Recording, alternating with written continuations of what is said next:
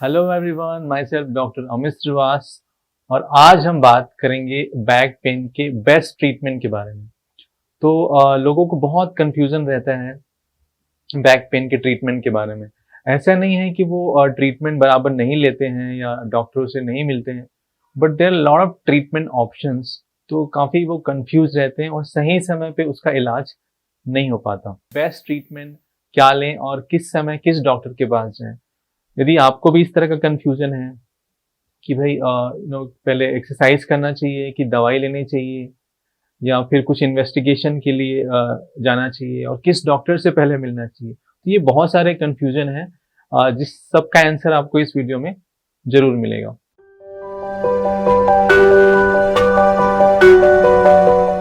तो back pain के जो बेस्ट ट्रीटमेंट की हम यदि बात करें तो सबसे पहले हमें ये समझना होगा कि बैक पेन के कारण क्या है या कॉज क्या है मेन। तो आज हम बात करेंगे मैकेनिकल बैक पेन के बारे में and also inflammatory back pain के बारे में। तो मैकेनिकल बैक पेन 90% केसेस में बैक पेन का कारण होता है। जी हाँ, 90%।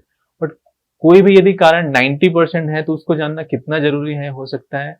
Definitely it's very important to understand mechanical back pain. और उसी प्रकार से जो इन्फ्लेमेटरी बैक पेन है मात्र 5 to 10% होता है।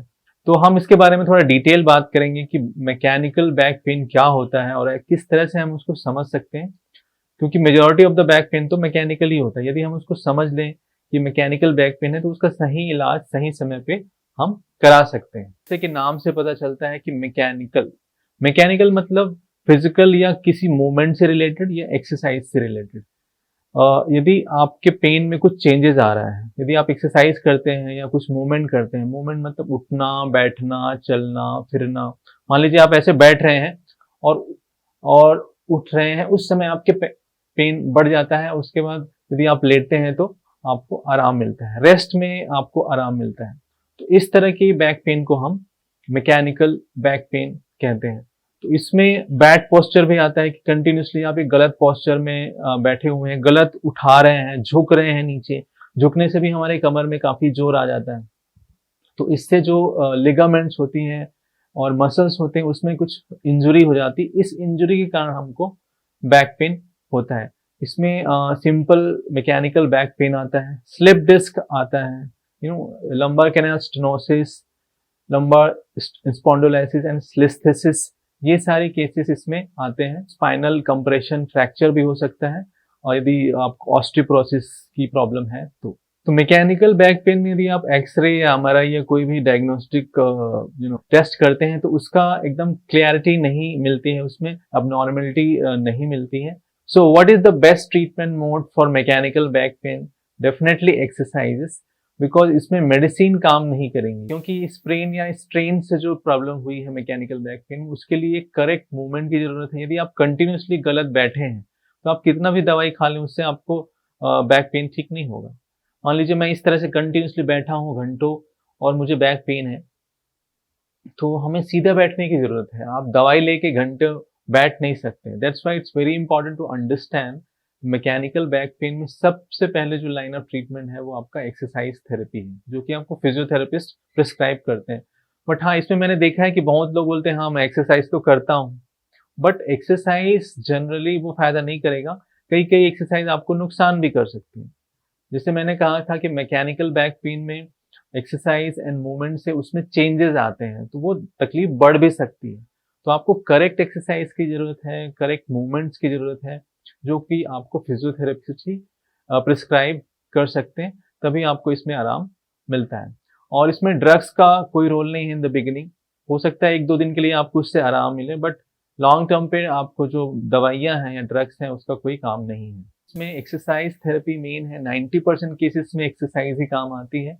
एंड कुछ फिजियोथेरेपिस्ट पेन मोडालिटी भी आपको दे सकते हैं, जिसमें इनिशियल फेज में यदि आप एक्सरसाइज नहीं कर रहे हैं, लोगों को बड़ा कंफ्यूजन रहता है कि मुझे बैक पेन है तो मैं डायरेक्टली एक्सरसाइज कैसे करूं।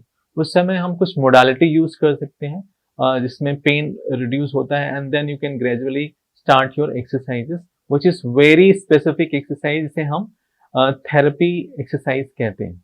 ये एक दवा के तरह ही होता है, बट इसमें स्पेसिफिक एग्जामिनेशन के बाद ही उसको चेक करके आपको एक्सरसाइज दी जाती। नाउ आइए हम बात करते हैं इन्फ्लेमेटरी बैक पेन के बारे में। सो इन्फ्लेमेटरी बैक पेन क्या है? जैसे कि नाम से पता चलता है कि इन्फ्लेमेशन है।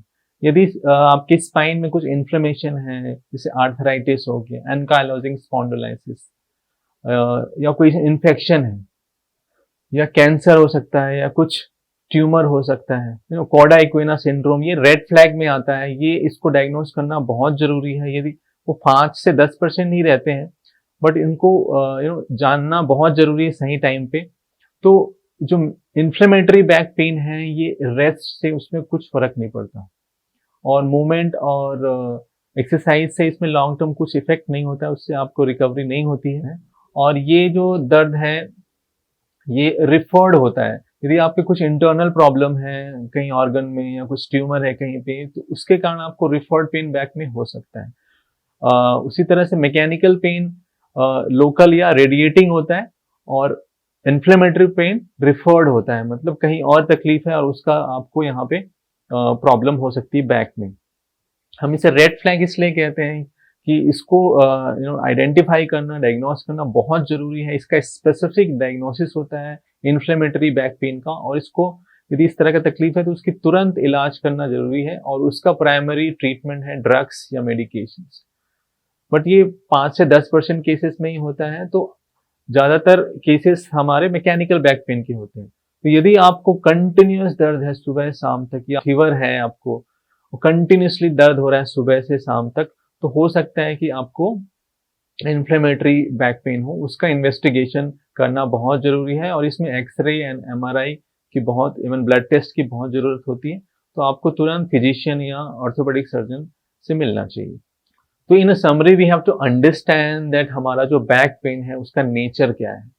यदि आपको रुक रुक के दर्द आ रहा है और एक्सरसाइज और मूवमेंट से उसमें चेंजेस आ रहे हैं, वो बढ़ भी सकता है और घट भी सकता है, बट रेस्ट करने से उसमें काफी आराम मिलता है, तो ये मैकेनिकल बैक पेन है। ये इजिली एक्सरसाइज से ठीक हो सकता है, आप सही समय पे आप फिजियोथेरेपिस्ट से दिखाएं तो। इन्फ्लेमेटरी बैक पेन में आपको फीवर रह सकता है, या कंटिन्यूसली सुबह से शाम तक कंटिन्यूसली दर्द होगा, उसमें कोई भी मूवमेंट आप करें या एक्सरसाइज करें उसका कोई इफेक्ट नहीं होता है। इसमें मेडिसिन की बहुत जरूरत है, और मेडिसिन से इसमें आराम भी मिलता है। तो हमने देखा है कि मेजॉरिटी ऑफ द केसेस जो हमारे आते हैं क्लिनिक पे, वो सही समय पे इलाज नहीं कराते सही चीज। मान लीजिए यदि आपको मैकेनिकल बैक पेन है और आप दवाई खा रहे हैं, तो हो सकता है कुछ समय के लिए वो दब जाए, या उसमें मास्किंग इफेक्ट आ सकता है, and then again it comes, and then it become subacute and then chronic. मतलब ये क्रॉनिक मतलब बहुत लंबे समय तक आपको बैक पेन चलता रहता है, कई महीने और सालों तक बैक पेन आपके रह सकता है, थोड़े थोड़े थोड़े वो बढ़ते ही जाता है। तो फिर एक कॉम्प्लेक्स पेन सिंड्रोम हो जाता है, इसे हम क्रोनिक पेन सिंड्रोम कहते हैं। तो इसकी नौबत आ जाती है, इसलिए आपको उसको साइकिल को ब्रेक करना बहुत जरूरी है, और सही समय पे एक्सरसाइज करना बहुत जरूरी है। कुछ मिसकंसेप्शन भी हैं बैक पेन को लेके कि भाई रेस्ट करने से बैक पेन अपने आप ठीक हो जाएगा, तो this is the biggest misconception. 2 या 3 दिन से ज्यादा रेस्ट करना is detrimental for your back pain. मतलब आपको तुरंत आपको मूवमेंट करना बहुत जरूरी है, जिससे आप मोबिलिटी जल्दी से जल्दी लाएं, और धीरे धीरे धीरे बैक पेन ठीक होता है यदि आप सही एक्सरसाइज करें तो। हाँ, डेफिनेटली एक्सपर्ट की सलाह में। तो मुझे उम्मीद है कि आपको काफी कुछ सीखने को मिला होगा इस वीडियो से, कि और सही समय पे सही डॉक्टर को दिखाना कितना जरूरी है, और अपने पेन को थोड़ा बहुत पहचानना जरूरी है। अभी के लिए इतना ही। नेक्स्ट वीडियो में हम किसी और विषय पर चर्चा करेंगे, तब तक के लिए धन्यवाद।